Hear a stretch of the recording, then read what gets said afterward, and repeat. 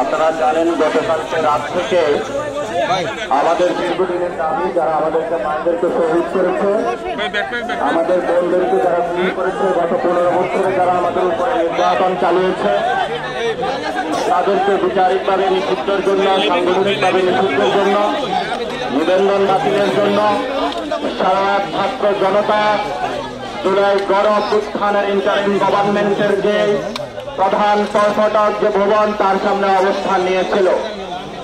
আমরা এখন press conference শুরু করতে যাচ্ছি। যে প্রেস কনফারেন্সের মধ্য দিয়ে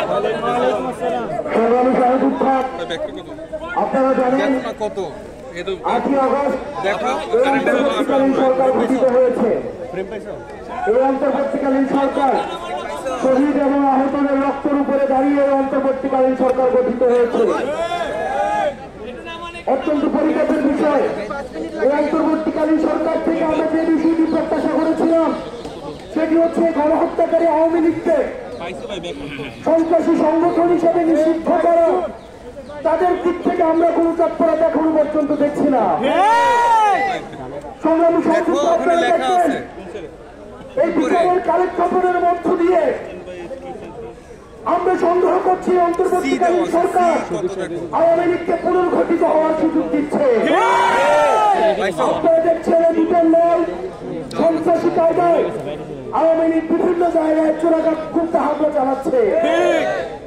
অতীতে যেভাবে আওয়ামী লীগ জানমালের জন্য এবং বাংলাদেশের জন্য হুমকি হিসেবে বিবেচিত হতো, যেভাবে আওয়ামী লীগ ভারতের এক্সটেনশন হিসেবে বাংলাদেশে ইমপ্ল্যান্টেড ফোর্স হিসেবে কাজ করেছে, এখনো পর্যন্ত সেভাবে কাজ অব্যাহত রেখেছে। আমরা সন্দেহের চোখে দেখেছি। অন্তর্বর্তীকালীন সরকারের কাছে আমাদের প্রত্যাশা ছিল এই অন্তর্বর্তীকালীন সরকারের প্রথম এবং প্রধান সংস্কার হবে আওয়ামী লীগকে, এই গণহত্যাকারী আওয়ামী লীগকে ফ্যাসিস্ট সন্ত্রাসী সংগঠন হিসেবে নিষিদ্ধ করবে। যেহেতু অন্তর্বর্তীকালীন সরকার দৃশ্যমান কোন পদক্ষেপ নেয়নি এবং আমরা দেখেছি, আমরা বিভিন্ন সময় দেখি, আমরা তথ্য পেয়েছি এখানে বিভিন্ন তাদেরও অনিচ্ছা রয়েছে। আমরা উপদেষ্টাদেরকে বলতে চাই, আপনারা ছাত্র নাগরিকের আপনারা রক্তের উপরে দাঁড়িয়ে উপদেষ্টা হয়েছে। সুতরাং আপনারা যদি মনে করেন আপনারা আপনাদের কুটচালের মধ্য দিয়ে আওয়ামী লীগকে আবার পুনর্বাসন করবেন, সেটির চেষ্টা হয়েছিল বিদায় আজকে আবার আমরা যমুনার সামনে দাঁড়াতে বাধ্য হয়েছি। ডক্টর মোহাম্মদ ইউনূস, আমরা আপনার কাছে শ্রদ্ধার সাথে আমরা আপনার কাছে বলতে চাই, শহীদদেরকে সাথে নিয়ে, শহীদদের পরিবারদেরকে সাথে নিয়ে, আহতদেরকে সাথে নিয়ে আমরা বলতে চাই আর কোন টালবাহানা চলবে না। আপনি যে আওয়ামী লীগকে রাজনৈতিক দল বলছেন, আওয়ামী লীগ কখনোই কোন রাজনৈতিক দল নয়।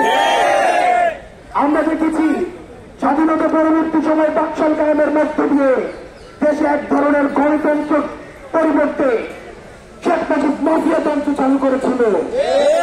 আমরা পরবর্তীতে দেখেছি আমরা শেখ মুজিব নিজস্ব বাহিনী দিয়ে চাষিদের 30,000 নেতা কর্মীকে হত্যা করেছে। আমরা পরবর্তীতে দেখেছি কিভাবে নৃশংসভাবে আওয়ামী লীগের লুটতরাজের কারণে আমাদের